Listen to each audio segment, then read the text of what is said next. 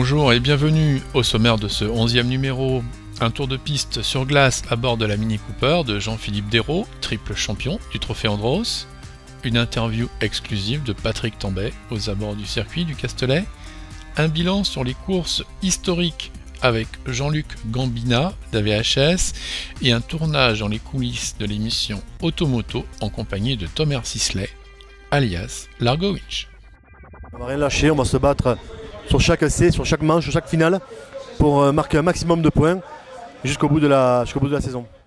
Sur ces bonnes paroles, vous l'aurez compris, Jean-Philippe Dérault, surnommé Monsieur Glace, est de retour dans le Trophée Andros 2012 à bord d'une nouvelle voiture, une Mini Cooper, et toujours bien décidé à conquérir une nouvelle fois le titre. On a fait quelques petites modifications, c'est sûr, moteur, châssis, et puis bien sûr la forme de la voiture qui a énormément changé, où j'ai une meilleure visibilité.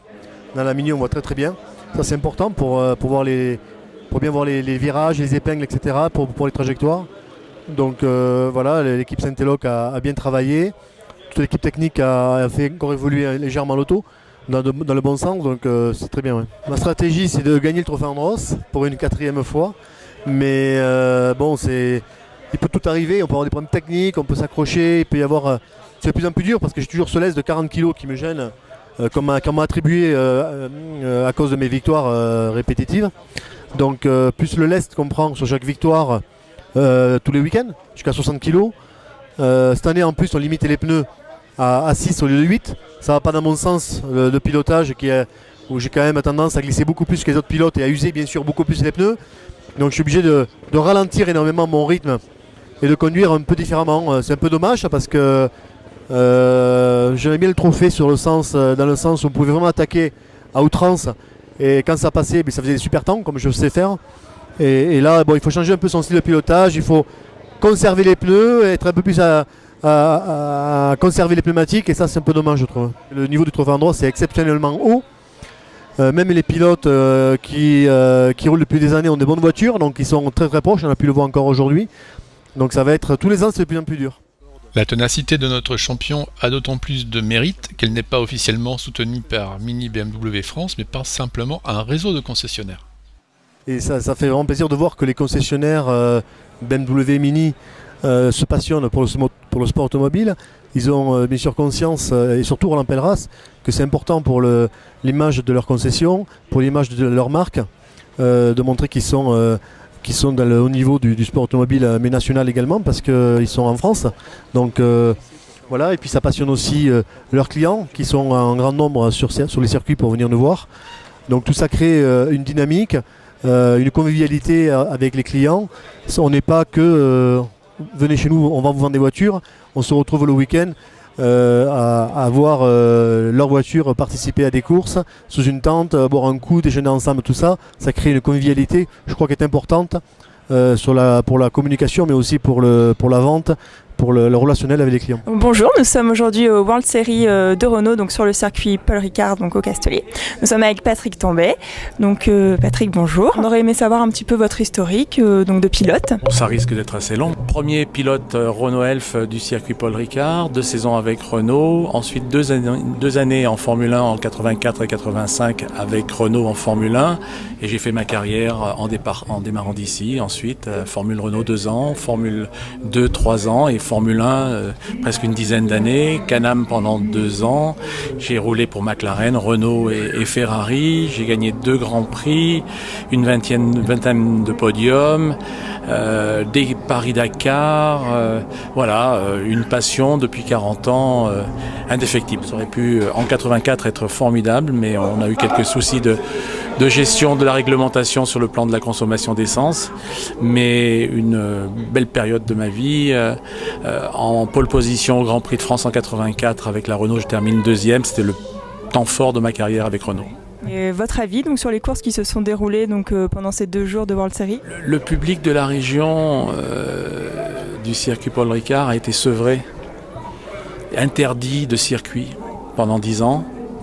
Et aujourd'hui, grâce à cette nouvelle politique, grâce au World Series et le concept des portes ouvertes World Series, ce public a retrouvé, je crois, le chemin du circuit Paul Ricard.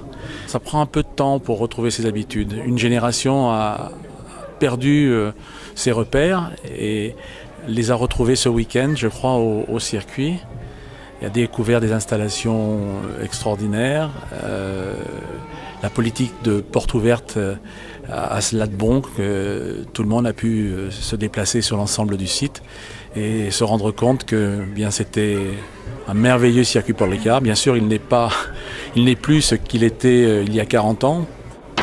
Mais il est prêt, il est totalement prêt. La démonstration est faite aujourd'hui qu'il est prêt à accueillir un Grand Prix de Formule 1, un Grand Prix de Formule 1 qui manque beaucoup à notre pays. Donc, et la passion donc, de la F1 a été transmise donc, à votre fils, Adrien. Pas seulement la passion de la F1, je crois que c'est la passion du sport automobile tout court, parce qu'il court en 3.5, il a eu l'occasion de faire le Grand Prix de Monaco, il a terminé 7e, il court en AutoGP et il est actuellement dans les 3 premiers du championnat.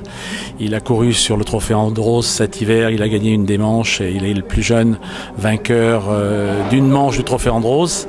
Il a couru en électrique, il a fait le rallye de Monte-Carlo l'hiver dernier, il a terminé 18e et 3e en enduro-motrice. Donc je vais lui fournir l'occasion, lui donner l'opportunité de découvrir le sport automobile dans sa plus belle expression, c'est-à-dire d'être ouvert et capable de s'adapter très rapidement à tout type de conditions de piste, tout type de machine, d'être le plus capable de s'adapter donc à tout ça. Donc c'est lui qui est la locomotive de la famille, c'est lui qui motive tout le monde, il nous tire en avant, on ne pourra pas le faire le travail pour lui, donc c'est à lui de faire démonstration de sa volonté, de sa détermination, de sa pugnacité, de son appétit à être le meilleur et à y parvenir. Enfin, il est passionné. Il y a 16 ans, nous avons créé le concept de démonstration en côte. Nous avons été les premiers en France. Aujourd'hui, c'est un succès, puisqu'il y en a plus de 20. Pour ce qui nous concerne, nous, on en organise 2 aujourd'hui, qui sont la côte historique de Saint-Césaire, donc la 10e édition aura lieu cette année, ainsi que la rétro-classique Pégomas Tanneron, dont la 16e édition aura lieu le 20 mai. Donc aujourd'hui, il y en a une vingtaine en France. Nous, AVHS a toujours voulu innover. Donc innover au niveau des concepts, la démonstration, au niveau des rallyes aussi, puisque nos 3 rallyes ont chacun leur particularité propre. Nous avons l'hivernal qui va avoir lieu le 14 et 15 janvier. Donc l'hivernal part de Golfe-Juan, va sur Valberg, tourne sur Entrevaux, Col des Félines. Et cette année, innovation, nous avons réservé le circuit de glace d'Alos. Le Montsartou Vintage le 9 juin en 2012, c'est un rallye à développement durable avec un kilométrage volontairement limité. Un plein suffit, le parcours est secret et nous faisons un bilan carbone. Pour l'anecdote, ça représente un chèque de 50 € qu'on remet à la fondation de Yann Arthus Bertrand. Et au mois d'octobre, nous avons le rallye des Jasmins historiques, qui est un rallye sportif.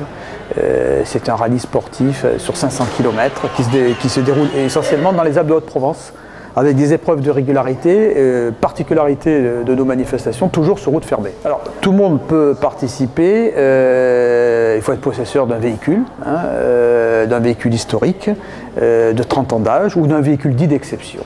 Donc c'est ouvert aux particuliers, aux collectionneurs, tout le monde sont les bienvenus chez nous.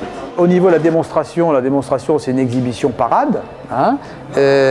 Par contre, au niveau des rallyes, ce sont des rallyes de régularité, avec un classement, en fin de rallye bien entendu, un classement avec une remise des prix qui a lieu. Depuis 16 ans, nous avons organisé 38 démonstrations en côte. Donc ça nous est arrivé de mettre des participants dehors, à contre-cœur, mais c'est une situation qu'on a déjà connue. En rallye, c'est quand même plus sérieux parce qu'il y a un peu moins de voitures quand même. En rallye, ça tourne entre 60 et 80 voitures. Et en règle générale, les gens sont sérieux. Les gens sont sérieux, ils préservent leur voiture, ils ne font pas d'abus. Donc on a beaucoup d'anciens pilotes, parce que l'avantage de l'historique, c'est qu'on touche plusieurs catégories. Il y a l'ancien pilote qui ne court plus, qui a gardé toujours sa passion. Il y a des gens qui sont venus au bord des routes pendant de longues années, qui aujourd'hui, étant installés au niveau professionnel, les enfants ont grandi, se font plaisir.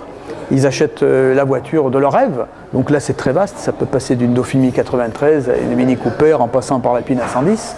Donc on touche un peu toutes les catégories. que nous avons des gens, des participants qui sont venus chez nous, qui ont redémarré chez nous, qui aujourd'hui ont pris des licences sportives et qui courent en effet aujourd'hui en véhicule historique de compétition, même en moderne, on en a, qui sont servis du passage chez nous comme un tremplin pour faire de la compétition. Alors en 2011, pour nous c'est une grande satisfaction puisque nous avons fait le plein dans toutes les manifestations. Dans l'hivernal, donc en janvier 2011, on avait 60 voitures, ce qui est tout à fait honorable, pour un rallye quand même ciblé, parce que c'est un rallye quand même sur la glace, donc il faut des équipements spéciaux, donc il faut déjà des propriétaires de véhicules historiques qui veulent mettre leur voiture sur la neige et le verglas. Le Saint-Césaire, nous avons fait 120 voitures, ce qui est le maximum, puisque nous sommes limités à 120 par rapport à la configuration du lieu, avec une trentaine de motos anciennes. Bon, seul bémol cette année à Saint-Césaire, on a eu des trombes d'eau du matin au soir, mais hélas, là on n'y peut rien. Au mois de, donc après Pégomas Tanneron, Pégomas, on a fait 130 voitures, ce qui est un score tout à fait honorable, avec 40 motos anciennes de compétition. Le rallye de Montsartou, nous avons fait 70 voitures. C'est un très beau score. Et le Jasmin, nous sommes passés à 80 voitures cette année, c'est-à-dire quand même un bond en avant, puisqu'en 2 ans, nous sommes passés de 35 voitures à 80. Donc nous sommes très satisfaits de l'engouement de nos manifestations, qui répondent aujourd'hui, on peut dire, à un vrai besoin. Enfin, quand une émission auto d'une grande chaîne de télé demande à une vedette du grand écran de se mettre au volant d'un nouveau véhicule aussi ludique qu'électrique, cela donne quelque chose à peu près dans ce genre-là.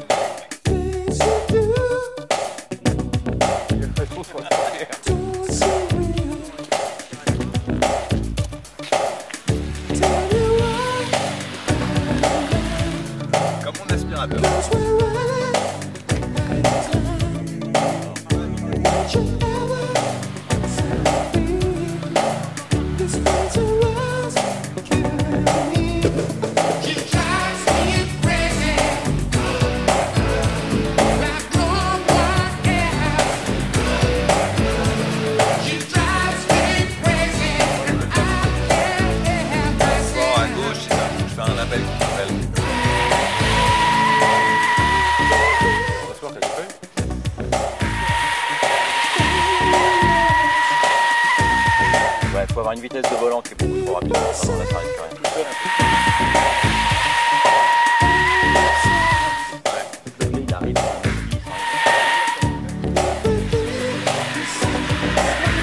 Regarde, le moteur il tourne en arrière. On dirait que t'as pas qu'une boîte auto, ça change le rapport. Là c'est directement.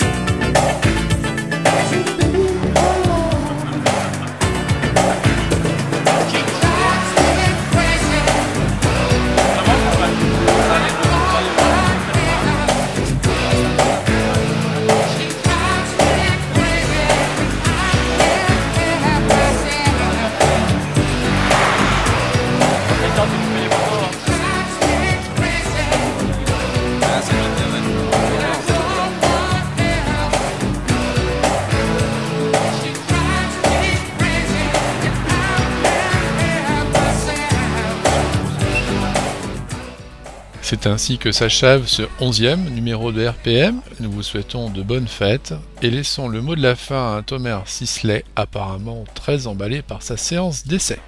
J'ai adoré cette pièce.